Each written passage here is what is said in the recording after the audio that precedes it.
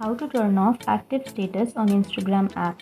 So if you want to turn off your active status, then all you have to do is open up your Instagram, and after opening, on the bottom right corner you will have a profile icon. Tap on your profile, then tap on the upper right corner which has the three barred icon, and then head over to settings, and here go to privacy, and before proceeding make sure to like and subscribe our channel for more videos.